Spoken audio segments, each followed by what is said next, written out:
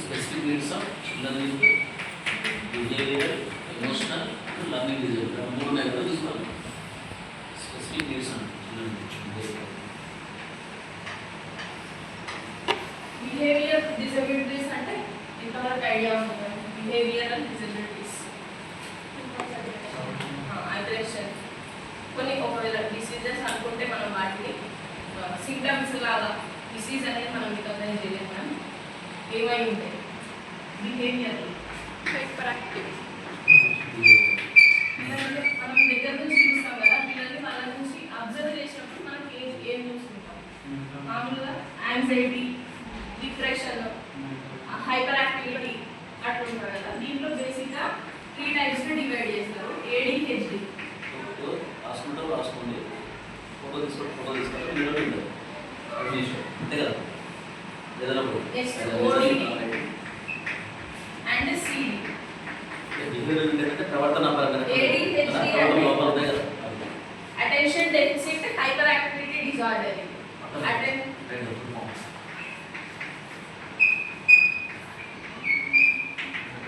Attention deficit hyper activity disorder అంటే మన పేర్లోనే కొంచెం అర్థమవుతుంది. వాళ్ళు కంప్లీట్గా అటెన్షన్ ఇవ్వలేరు అన్నమాట. ఒక టాపిక్ మీద ఎక్కువసేపు కూర్చోలేదు.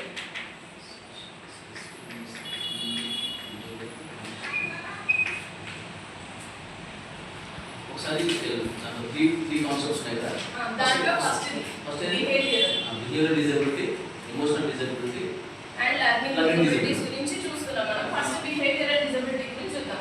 దీన్ని మెయిన్గా 3 కేటగిరీస్ కింద డివైడ్ చేస్తే ADHD attention deficit hyper activity disorder అనేది ఒకటే ప్లేస్లో లేదంటే ఒకటే టాపిక్ మీద ఎక్కువసేపు కూర్చోలేరు. లేదంటే టీచర్కి క్వశ్చన్ అడిగింది అనుకో, నాకు వచ్చి ఎగ్జైట్ అయిపోతారు అనమాట. హైపర్ యాక్టివిటీ అది మామూలు పిల్లల కంటే కొంచెం ఎక్కువ ఉంటారు, వాళ్ళకి ఇంట్రెస్ట్ ఎక్కువ ఉంటుంది. అట్లనే కొన్ని సందర్భాలలో కొంచెం ఎమోషనల్గా డిప్రెస్ అవ్వడం కానీ, ఎగ్జైట్ అవ్వడం కానీ కూడా, యాంగ్జైటీ కూడా వాళ్ళకి ఇలాంటి పిల్లల్లో ఎక్కువ ఉంటుంది అనమాట.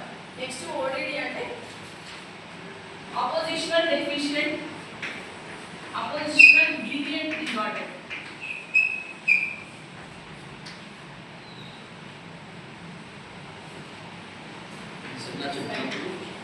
వీడియో చేస్తున్నారు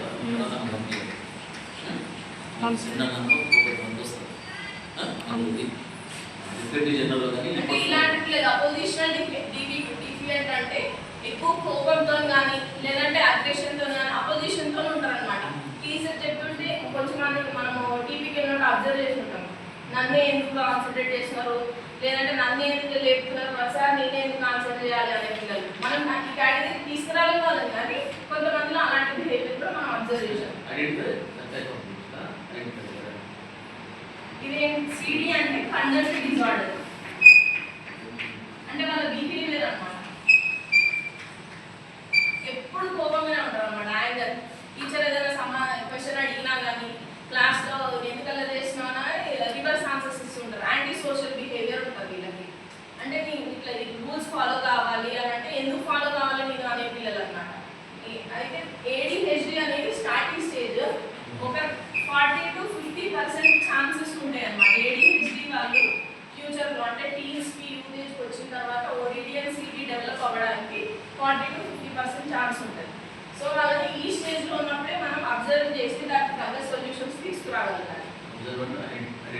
ఐడెంటిఫై చేసి టీచర్ అబ్జర్వ్ చేసి అలాంటి పిల్లల్ని ఐడెంటిఫై చేసి వాళ్ళకి ఏం సొల్యూషన్ ఇవ్వాలో చూడాలన్నమాట. వాళ్ళని ఈ స్టేజ్కి తీసుకురాకుండా, ఎందుకంటే ఇక్కడికి వచ్చిన తర్వాత యాంటీ సోషల్ అయిపోతారు. ప్రతి విషయానికి కోపము అట్లా ఓన్లీ క్లాస్లో కాదు బయట బిహేవియర్ కూడా సోషల్లో కూడా అట్లనే ఉంటుంది. కాబట్టి టీచర్ అబ్జర్వ్ మన దగ్గర ఎక్కువ ఉంటారు కాబట్టి మనం అబ్జర్వ్ చేసి పేరెంట్స్తో కానీ లేదు వాళ్ళకి ఆ ప్రాబ్లం ఎక్కువ ఉందంటే కౌన్సిలర్స్ దగ్గర కానీ తీసుకెళ్ళాలి. అయితే వీళ్ళకి ఉండే స్పెసిఫిక్ నీడ్స్ మనం ఏం ప్రొవైడ్ చేయగలగడం అనేది ఇప్పుడు మన టాపిక్. స్పెసిఫిక్ నీడ్స్ మనము వీళ్ళకి ఏం ప్రొవైడ్ చేయగలుగుతాం అంటే మన మెయిన్ మోటివ్ ఈ behaviour learning disabilities, physical mental disabilities లాగానే వీళ్ళని కూడా మనకు